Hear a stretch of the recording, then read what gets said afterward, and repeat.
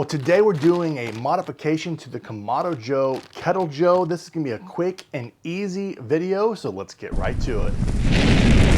I have the pre-production model of the Kettle Joe from Kamado Joe that was sent to me last March. Thank you, KJ. And I've been cooking hot, fast, low and slow, and everything in between on this Kettle Joe, and I put this thing to work. You can see that I have a nice seasoning inside the lid.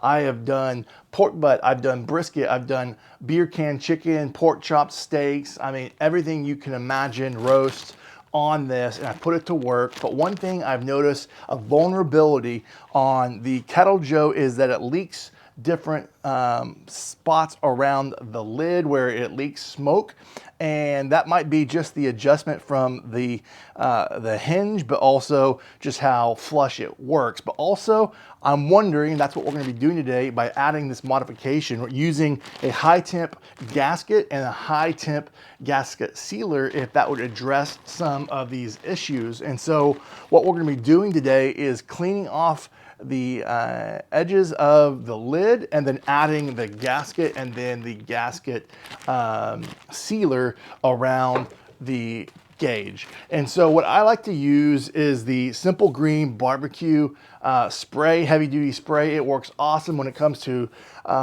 grill grease and all that stuff. And I've already sprayed it around the lid, and you'll notice the nice red spot all around the lid. It's because it's taken that off. It took 2 or 3 times to let it sit for up to 5 minutes, wipe it down with paper towels, even get some foil and scrub it to kind of get it clean, because when we add this gasket, we want to make sure it's clean as possible. So that's what we're going to do. I'm going to bring you in, show you what this looks like and what company, and I'll put a description in and a little tag on what the description is of this and a link so that you can have access to this if this is something that you find helpful. But we're going to go around this lid, and I bought 2 of these just to make sure I had enough and for future grills if I ever think I need it. So let me bring you in and we'll get to work. This is the Fire Black temp gauge that we're going to be using. It's a barbecue kit that you can use, and what we're going to do is peel off this white stuff, and I started in the middle and I've already began to layer it, and just 6 inches at a time you peel it, and then we are going to set it inside, and then we're just going to go around until it's all done.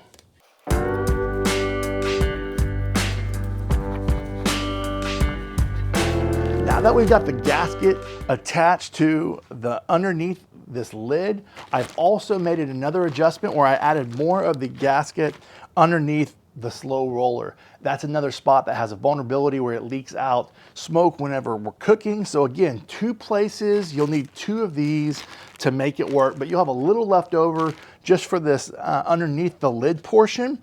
And then also removing the portion of the slow roller, flip it over, clean it like we did before, and then we're going to add this to it as well.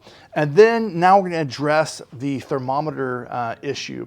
Whenever I came to fix this, I noticed there was moisture in the thermometer, and I want to show you how to fix and remove moisture from your digital or your thermometer when you have issues. So all you got to do is unscrew it, remove it, and we're going to put it in a pan and take it into the oven inside and set the oven to 350 degrees and let it sit in there covered for 30 minutes, and then pull it out and let it rest and let it cool down essentially for 30 minutes as well. Once it's cooled down, we'll bring it back. Now you can see we went from moisture to now it's clean and clear, and that's how you remove moisture for your thermometer. So now we're going to address the smoke leakage. What I wanted to do today is use this gasket sealer, and there's 2 ways to handle this. I recognize up front that this might be a pain for some,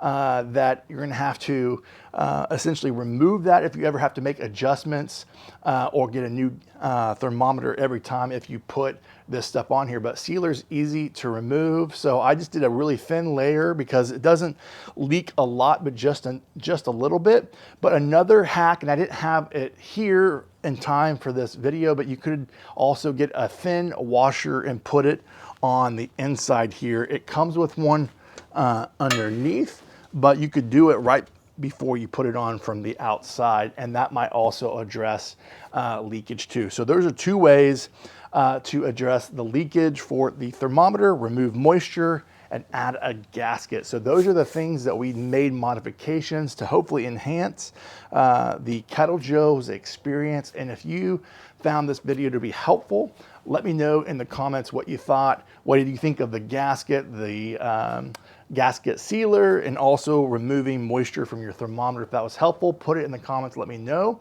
Also let YouTube know by liking and subscribing, and share the video. And most importantly, from my backyard to yours, less hate, more love, good barbecue. Till next time.